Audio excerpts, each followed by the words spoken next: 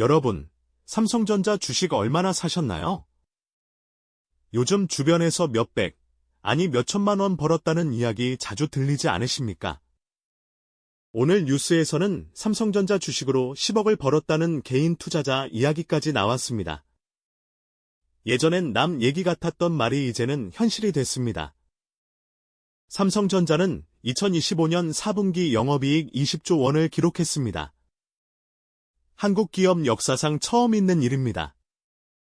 그런데 오늘은 단순히 얼마를 벌었느냐는 이야기가 아니라 왜 하필 지금 삼성전자였는지, 그리고 이 상승이 어디까지 갈 수 있는지를 짚어보려고 합니다.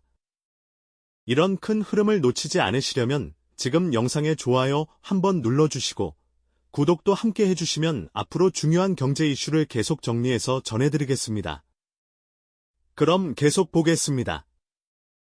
이게 왜 중요할까요? 단순히 삼성이 돈을 많이 벌었다는 이야기가 아닙니다. 지금 이 숫자는 우리나라 경제 전체의 판도가 바뀌고 있다는 신호입니다. 오늘 2026년 1월 9일 기준으로 삼성전자 주가는 어제 종가 14만 1천 원을 기록했습니다. 불과 1년 전만 해도 5만 3,400원이었는데 140%가 넘게 오른 겁니다. 시가총액도 318조 원에서 760조 원으로 442조 원이나 늘어났습니다. 이게 도대체 어떻게 가능했을까요? 그리고 더 중요한 질문 하나, 이 상승세는 과연 어디까지 갈 수 있을까요? 그래서 오늘은 세 가지를 분명하게 보여드리려고 합니다. 첫째, 지금 무슨 일이 벌어지고 있는지. 둘째, 왜 하필 지금인지. 셋째, 우리는 이 상황을 어떻게 활용해야 하는지입니다. 먼저 글로벌 시장부터 봅시다. 미국의 엔비디아, 구글, 마이크로소프트 같은 빅테크 기업들이 무슨 일을 하고 있을까요? 인공지능 경쟁입니다. 챗GPT가 나온 지 2년이 조금 넘었는데 지금 전 세계 IT 기업들이 얼마나 투자하고 있는지 아십니까? 2025년 한 해에만 AI 인프라에 투입된 금액이 2천억 달러를 넘어섰어요. 우리 돈으로 280조 원이 넘습니다. 그런데 AI를 돌리려면 뭐가 필요할까요? 바로 메모리 반도체입니다. 특히 HBM이라고 하는 고대역폭 메모리죠. 이게 없으면 아무리 좋은 AI 칩이 있어도 제 성능을 낼 수가 없어요. 마치 아무리 좋은 엔진이 있어도 기름이 없으면 소용없는 것과 같습니다. 엔비디아의 최신 AI 칩 한 개에 들어가는 HBM이 얼마나 될까요? 무려 72GB에서 96GB입니다. 2년 전만 해도 16GB 정도였는데 6배가 늘어난 겁니다. 그런데 더 놀라운 건 이 칩을 만드는데 필요한 HBM을 만들 수 있는 회사가 전 세계에 딱 3곳밖에 없다는 거예요. SK하이닉스, 삼성전자, 그리고 미국의 마이크론입니다. 2024년까지만 해도 이 시장은 SK하이닉스가 압도적으로 1위였습니다. 시장 점유율이 62%였거든요. 삼성전자는 17%로 3위였고요. 그런데 2025년 하반기부터 상황이 달라졌어요. 삼성전자가 HBM 3이라는 5세대 제품의 품질을 획기적으로 개선하면서 마이크론을 제치고 2위로 올라섰습니다. 그리고 올해 상반기에는 HBM 4라는 6세대 제품으로 엔비디아 공급망에 본격 진입할 예정이에요. 여기서 핵심은 뭘까요? 타이밍입니다. 지금 AI 시장이 폭발적으로 성장하는 시점에 삼성전자가 기술 경쟁력을 회복했다는 거죠. 마치 금맥을 찾았는데 그 순간 금값이 폭등한 것과 비슷한 상황입니다. 그럼 지금 메모리 반도체 시장이 얼마나 뜨거운지 구체적으로 볼까요? 2025년 4분기에 디램 가격이 전 분기 대비 얼마나 올랐는지 아십니까? 서버용 DDR5 디램의 경우 38%에서 43%가 올랐습니다. 분기에 40%가 오른 거예요. 그런데 더 놀라운 건 2026년 1분기 전망입니다. 메모리 제조사들이 제시한 초기 계약 가격이 전 분기보다 50% 이상 높답니다. 왜 이런 일이 벌어질까요? 세 가지 이유가 있습니다. 첫째, 공급이 수요를 따라가지 못하고 있어요. 반도체 공장을 짓는 데는 최소 2년에서 3년이 걸립니다. 그런데 AI 수요는 2023년부터 급증했죠. 지금 공급 능력이 턱없이 부족한 겁니다. 삼성전자와 SK하이닉스가 미친 듯이 증설에 나서고 있지만 당장 내년까지는 공급 부족 현상이 계속될 거라는 게 증권가의 일치된 전망입니다. 둘째, HBM으로 넘어가면서 전체 메모리 공급량이 줄었습니다. 같은 공장 라인에서 일반 D램을 만들면 100개를 만들 수 있는데 HBM을 만들면 30개밖에 못 만들어요. 훨씬 복잡하고 고급 기술이 필요하거든요. 그러니까 HBM 수요가 늘어날수록 일반 D램 공급이 줄어드는 구조입니다. 결국 모든 메모리 가격이 동시에 오르는 거죠. 셋째, 경쟁사들이 함부로 증설을 못하고 있습니다. 2022년부터 2023년까지 메모리 업황이 얼마나 안 좋았는지 기억하시나요? 그때 SK하이닉스는 14조 원 손실을 받고 삼성전자도 15조 원 적자를 냈어요. 그 상처가 아직 아물지 않아서 업체들이 신중하게 움직이고 있습니다. 그런데 수요는 폭발하고 있으니 가격이 안 오를 수가 없는 거죠. 이 세 가지 요인이 맞물리면서 지금 우리가 목격하고 있는 게 뭐냐면 메모리 슈퍼사이클입니다. 업계에서는 이걸 30년 만의 기회라고 부릅니다. 1995년 인터넷이 대중화되면서 메모리 수요가 폭발했던 것과 비슷한 상황이라는 거예요. 자, 그럼 이제 우리나라 상황을 볼까요? 왜 하필 지금일까요? 먼저 정부 정책을 봅시다. 정부가 2024년부터 반도체 산업에 얼마나 투자하고 있는지 아십니까? K칩스법이라고 들어보셨나요? 반도체 기업들에 대한 세액공제를 기존 8%에서 25%까지 확대했습니다. 삼성전자나 SK하이닉스 같은 대기업이 100조 원을 투자하면 25조 원을 세금으로 돌려받을 수 있다는 뜻이에요. 그리고 용인 반도체 클러스터 조성에 국가가 전폭 지원하고 있습니다. 2030년까지 622조 원 규모의 반도체 단지가 만들어질 예정인데 여기에는 전력, 물, 도로 같은 인프라를 정부가 책임진다는 거죠. 기업 입장에서는 투자 부담이 확 줄어드는 겁니다. 둘째, 환율입니다. 지금 원달러 환율이 1,400원 수준을 오가고 있죠? 수출 기업한테는 호재입니다. 삼성전자 매출의 70% 이상이 해외에서 나오거든요. 환율이 100원만 올라도 연간 영업이익이 1조 원 이상 늘어난다는 게 증권가 분석입니다. 셋째, 중국 변수예요. 미국이 중국에 대한 반도체 수출 규제를 계속 강화하고 있잖아요? 그러면 중국 기업들이 갈 데가 어디냐? 한국입니다. 실제로 2025년 하반기부터 중국 AI 스타트업들의 삼성전자, HBM 주문이 급증했다는 보도가 나왔어요. 넷째, 일본 변수도 있습니다. 일본의 메모리 반도체 업체인 쿄시아가 2024년에 상장을 추진했다가 실패했어요. 경영 상태가 좋지 않거든요.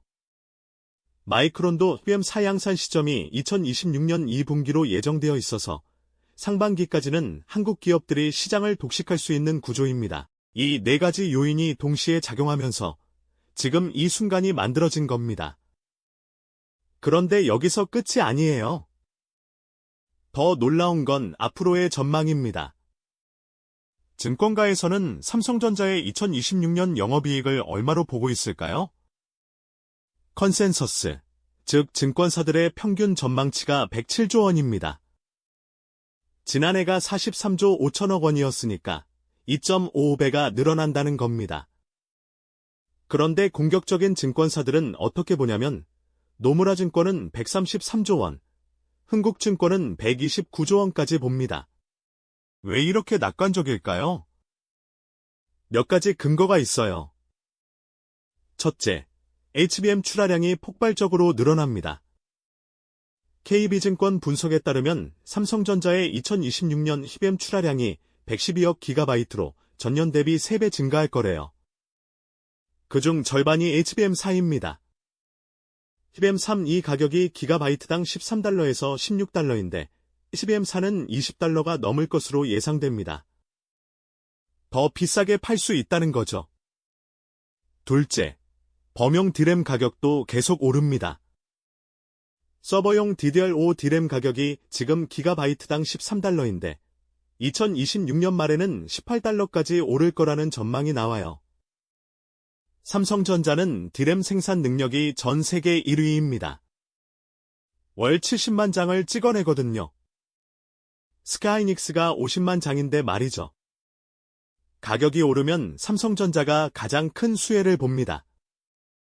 셋째, 파운드리 사업도 턴어라운드에 성공할 가능성이 커졌어요. 삼성전자가 테슬라와 165억 달러, 우리 돈 24조 원 규모의 자율주행 칩 공급 계약을 맺었다는 보도가 나왔잖아요. 그리고 퀄컴도 차세대 모바일 프로세서 생산 일부를 삼성 이나노 공정에 맡길 가능성이 제기되고 있어요. 파운드리가 흑자 전환하면 전체 영업이익이 확 뛸 수밖에 없습니다. 그런데 여기서 중요한 질문 하나 던져야 해요.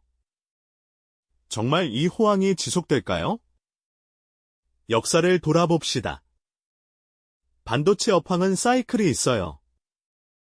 보통 3년에서 4년 주기로 호황과 불황을 반복합니다. 2017년부터 2018년이 호황이었고 2019년부터 2023년까지가 조정기였죠. 그럼 2025년부터 시작된 이번 호황은 언제까지 갈까요? 전문가들은 2027년까지 간다고 봅니다. 보통 사이클보다 길어요. 왜 그럴까요? AI 수요가 구조적이기 때문입니다. 일시적인 붐이 아니라는 거죠. 생각해 보세요. 인터넷이 나왔을 때 일시적인 유행이었나요? 아니죠. 우리 생활 전체를 바꿨잖아요. AI도 마찬가지예요. 지금 마이크로소프트, 구글, 아마존, 메타가 AI 인프라에 투자하는 금액이 연간 2천억 달러가 넘는다고 했죠? 이게 내년에 줄어들까요?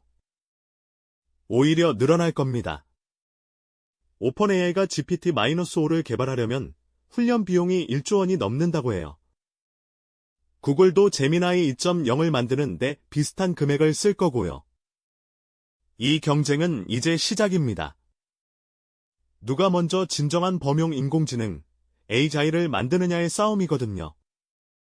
그러니까 메모리 반도체 수요는 계속 늘어날 수밖에 없는 구조예요. 하지만 리스크도 있습니다. 세 가지를 짚고 넘어가야 해요.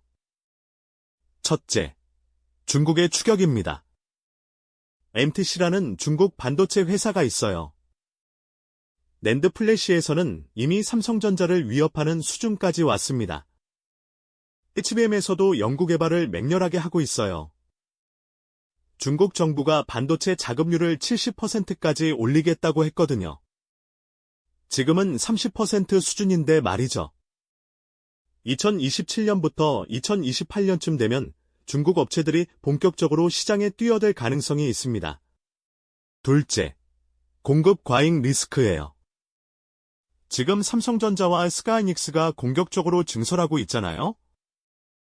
2026년에만 두 회사 합쳐서 70조 원을 투자합니다.